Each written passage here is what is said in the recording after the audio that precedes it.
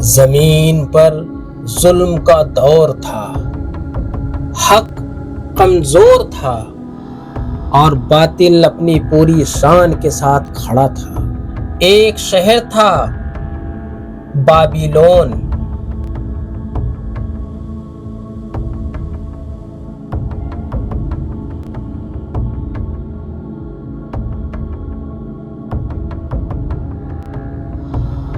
جہاں لوگ بتوں کو اپنا رب مانتے تھے، پتھر کے خدا جو دیکھتے نہیں سنتے نہیں مگر پھر بھی پوجے جاتے تھے۔ اور اس شہر کا سب سے بڑا ظالم تھا بادشاہ نمرود، جو کہتا تھا میں مردوں کو زندہ کرتا ہوں اور میں مارتا ہوں۔ اس کی سلطنت میں ہر گھر میں بت تھے، ہر دکان میں بت تھے اور ہر دل میں شرک تھا۔ مگر اسی شہر میں ایک نوجوان سچ کا پروانہ پیدا ہوا، اس کا نام تھا ابراہیم علیہ السلام۔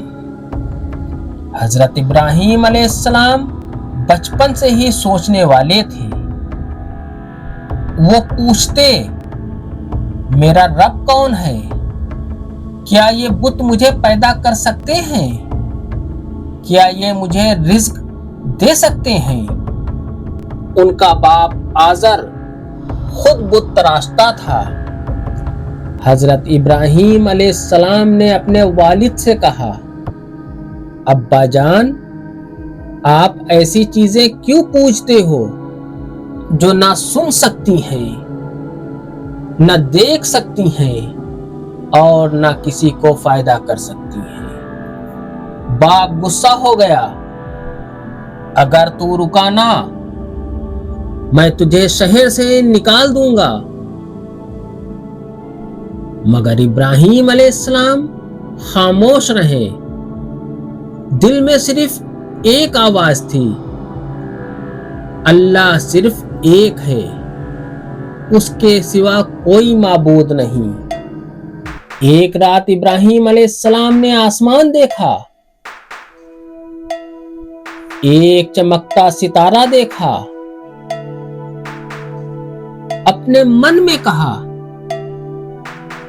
کیا یہ میرا رب ہے؟ پھر ستارہ ڈوب گیا۔ ابراہیم علیہ السلام نے پھر اپنے سوال کا جواب دیا، ڈوب جانے والا رب نہیں ہو سکتا۔ پھر چاند نکلا۔ پھر ابراہیم علیہ السلام نے اپنے آپ سے سوال کیا، کیا یہ میرے رب جیسے ہو سکتے ہیں؟ پھر چاند بھی غروب ہو گیا۔ پھر سورج نکلا، بہت بڑا، بہت روشنی والا۔ حضرت ابراہیم علیہ السلام نے اپنے آپ سے کہا یہ سب سے بڑا ہے، کیا یہی میرا اللہ ہے؟ پھر سورج بھی ڈوب گیا۔ تب ابراہیم علیہ السلام نے قوم سے اعلان کیا میں ان چیزوں سے تعلق نہیں رکھتا جو ڈوب جاتے ہیں، میں نے اپنا رخ اس ذات کی طرف کر لیا ہے جس نے آسمان اور زمین پیدا فرمائی۔ ایک دن شہر کے سب لوگ میلہ اور جشن منانے چلے گئے۔ شہر خالی ہو گیا۔ ابراہیم علیہ السلام خاموشی سے بت خانے میں پہنچ گئے۔ ہزاروں بت، چھوٹے بڑے، سونے کے، پتھر کے، چاندی کے۔ حضرت ابراہیم علیہ السلام نے کہا تم لوگ کھاتے کیوں نہیں؟ جواب کیوں نہیں دیتے؟ پھر ایک کلہاڑی اٹھائی اور ایک کے بعد ایک سارے بت توڑ دیے، صرف سب سے بڑا بت چھوڑ دیا اسے نہیں توڑا اور کلہاڑی اس کے کاندھے پر رکھ دی۔ جب شہر والے لوٹ کر آئے، ہر طرف چیخ و پکار، ہمارے خدا برباد ہو گئے۔ وہ لوگ کہنے لگے، انہوں نے کہا یہ کام ابراہیم نے کیا ہے۔ حضرت ابراہیم علیہ السلام کو دربار میں پکڑ کر لایا گیا، پوچھا گیا، کیا تم نے ہمارے خداؤں کو توڑ دیا؟ حضرت ابراہیم علیہ السلام نے کہا، یہ کام تو اس بڑے بت نے کیا ہے، اسی سے پوچھ لو اگر بولتا ہے۔ سب لوگ شرمندہ ہو گئے، پھر غصے سے بولے، تو جانتا ہے یہ بولتے نہیں۔ ابراہیم علیہ السلام کا ایک ہی جواب تھا، تو جو بول نہیں سکتا، فائدہ نہیں دے سکتا، نقصان نہیں پہنچا سکتا، اس کو رب کیسے مان سکتے ہو؟ اب بت پرست قوم اور نمرود دونوں آگ ببولا ہو گئے۔ نمرود نے حکم دیا،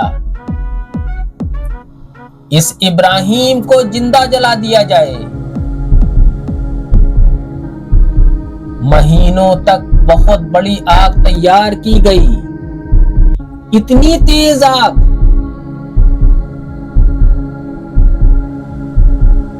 کہ کوئی پرندہ اوپر سے گزرتا تو جل جاتا۔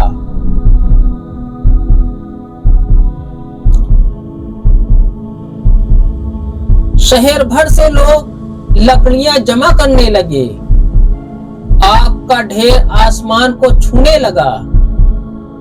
ابراہیم علیہ السلام کو زنجیروں میں باندھ دیا گیا، ابراہیم کو منجنیق پر رکھا گیا۔ آسمان سے فرشتہ اتر آیا، حضرت جبرائیل علیہ السلام آئے اور کہا، ابراہیم کیا تمہیں میری مدد چاہیے؟ ابراہیم علیہ السلام نے کہا، تم سے مدد نہیں چاہیے، میرے لیے اللہ ہی کافی ہے۔ ان کے ہونٹوں پر صرف ایک جملہ تھا، حسبی اللہ لا الہ الا ہوا۔ منجنیق چلی، ابراہیم علیہ السلام ہوا میں اڑے، نیچے صرف آگ کا سمندر۔ لوگ بول اٹھے، ابراہیم کا خاتمہ ہو گیا، مگر اسی پل آسمان سے اللہ کا حکم آیا، اے آگ ابراہیم پر ٹھنڈی اور سلامتی والی ہو جا۔ آگ جو ابھی تک سب کچھ جلا دیتی تھی، اچانک سے پھولوں جیسی ٹھنڈی ہو گئی۔ آگ کا رنگ بدل گیا، آگ کے شعلے سکون بن گئے، اور پھر ابراہیم علیہ السلام اس آگ کے بیچ سکون سے کھڑے تھے، زندہ، محفوظ، مسکراتے ہوئے۔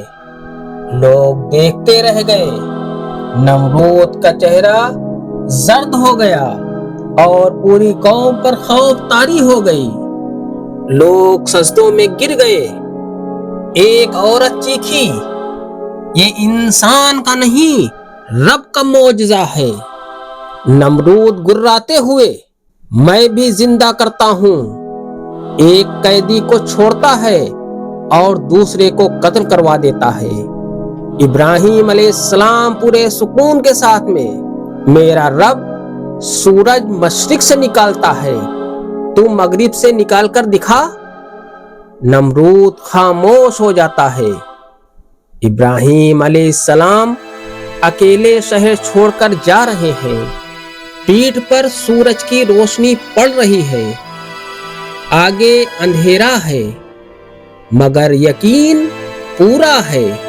جب بندہ اللہ کا ہو جاتا ہے تو آگ بھی اس کی غلام بن جاتی ہے۔